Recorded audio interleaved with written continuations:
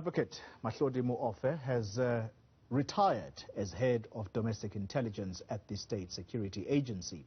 His tenure was at some stage marred by reports suggesting a tense relationship with State Security Minister Ayanda Dlodlo over xenophobic attacks in the country. This has fueled more concerns over instability at the State Security Agency. Joining me now is the Executive Director of the Africa Center for Security and Intelligence, David Africa, who talks to us from Cape Town. Mr. Africa, thank you very much for your time.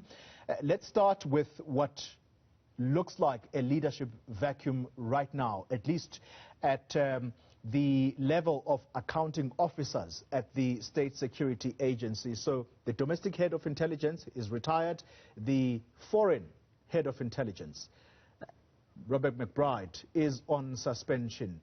Can South Africa be confident that we are at least aware of the goings-on in our country as far as intelligence gathering is concerned, even though these two heads are not in office? Hi, good morning, Xoli, to yourself and the viewers. I think that the problems that we have, or the challenges in our national security environment, specifically in the intelligence environment, goes well beyond the presence or absence of a director of the domestic or the foreign branch. Obviously, it is always sort of sensible for these positions to be filled because they are administrative and other sort of leadership roles that have to be fulfilled by the directors of the agency or of the respective services. So, in a sense, obviously, the lack of these people being imposed is a problem. However, when you relate it to the question of the broader social stability facing the country, then I think it's important for us to look beyond this, because if we just step back a few weeks, when the director domestic was in position, it was quite clear that the intelligence community as a whole did not have the requisite insight and or the ability to respond to that insight. So can I quickly come in there? Can I interrupt your thought there? And I'm sorry about this. You're talking about the recently retired Advocate Mahlodi Muofhe. Are you saying that, let's just pretend for a second that he had not reached his retirement age, would you have allowed him to continue given the recent lapses that we saw in the country? Would you have kept his job if you were his boss? Your question is quite mischievous, but it's not to do with the director. That's the point I'm trying to make. The point I'm trying to make is that our intelligence architecture is outdated. We need to sort of radically reimagine the kind of intelligence that we have, the kind of intelligence that we do, the ways in which we do intelligence. And that goes well beyond Mr. or Ms. X or Y being the director of this or that. So I'm saying that the shortcomings, I mean, the very evident and gaping shortcomings we witnessed a few weeks ago, which cannot necessarily be laid at the feet of the now retired director, are shortcomings that are systemic. And if we want to prevent the recurrence of those things, then we need to approach the issues systemically, instead of obsessing about a person not being there. Yes. Obviously, even a junior constable position in the police must not be allowed to be vacant, because there's a reason why people are employed in the civil service, so that we can deliver to our people. So the vacancy must be filled. But I'm saying that filling the vacancy doesn't solve any problem. The problems are systemic, and so we have to approach it in that way. I'm going to latch on to the very words that you are using. The problems are systemic. the architecture, you say, is outdated. You are speaking to us at a time where people are anticipating some sort of rearrangement within the president's cabinet. And some have said he does not only need to tinker with his executive, he actually needs to go down into the administrative functions. So if he is to do that, how deep does he go, and is it an overhaul, a complete overhaul that he needs to do as far as state security is concerned?